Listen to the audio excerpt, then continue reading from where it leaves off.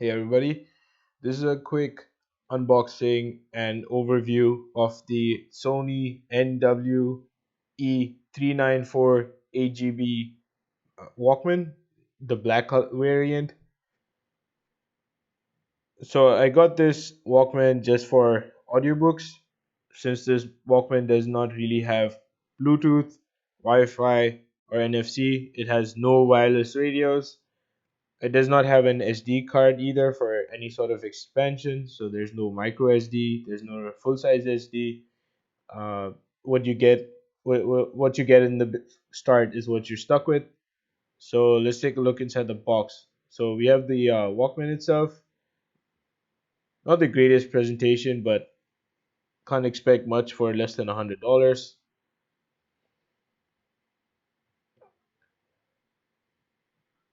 Let's see. So we get a micro USB cable. So this is used both for data transfer and charging. There is no charging adapter or brick that comes with the box. So we got some setup guide, we got the instruction manual, and that's pretty much it in the box. We also have a pair of headphones, but again, don't think I'm really going to use these, so I'm just going to file that to the side. Now let's take a look at the actual Walkman. So it does have a few buttons up in the front. So it's got the back button, the option button, which also doubles up as the home and power button, play pause button right in the middle, and kind of a mock scroll wheel. It's not really a scroll wheel, but it's more like a D-pad. So let's see what's on the side. So we got the hold button, the volume rocker. Up top we got nothing. To our left we got nothing. And at the bottom we have our 3.5mm jack and the micro USB slot. Again, no SD card slot.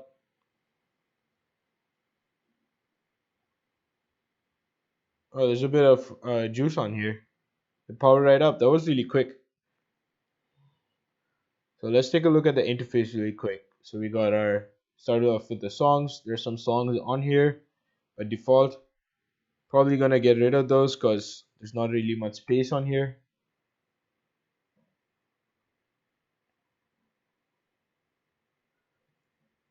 The player so far feels good in the hands. That's like my first impression of it.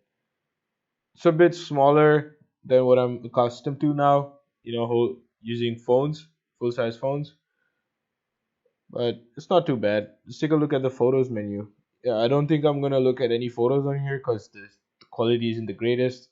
Also has an FM radio. It goes back to song playback. So the playlist settings. Let's just take a look at settings really quick. See what we have here. Got the bass boost. Photo settings. See, FM radio. Let's check out the sleep timer. Matter of fact, let me go back to the sleep timer. Let me put it at yeah, 30 minutes. This should be fine. Check out common settings. Got unit information. I'm not going to use any of that screen off timer. Just going to leave it as it is. Got brightness. I'm going to turn off the beep because you want to hear that.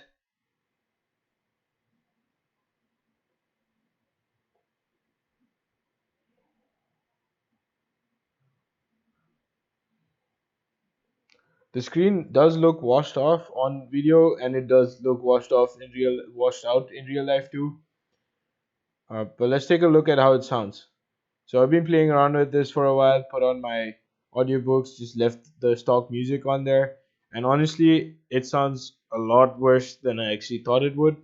It isn't the greatest sounding player, but it doesn't sound too bad either. Like you could live with it. Like if you, like you once you turn off bass boost and the you leave the equalizer as it is. Don't put any settings on there. You could definitely use it for audiobooks and podcasts. For music, I would definitely recommend just sticking to your phone, or getting a better quality MP3 player than this, like one that has high res audio. This one's definitely on the lower end of the spectrum in terms of audio quality. So I tried this with the Apple earpods, the earphones, and a pair of Bose headphones, and there's not too much difference between them. You can usually tell with a better player, such as my PC or iPad, but you can't really tell any difference with this player. Uh, so the other big con is the actual physical player itself, like the case. It's a really cheap feeling plastic, and it will get scratched up and damaged easily. So I'd definitely be gentle with this. At the same time, since it is so cheap, you could definitely use this as a backup or like as a sports player. You could just throw this around. Be warned though, this is not waterproof. Neither is it water resistant. So I would definitely be careful. I would definitely keep it in a pouch or somewhere, warm, or rather somewhere dry, not warm. Uh, and yeah, just take care of it, and it should last you quite a while.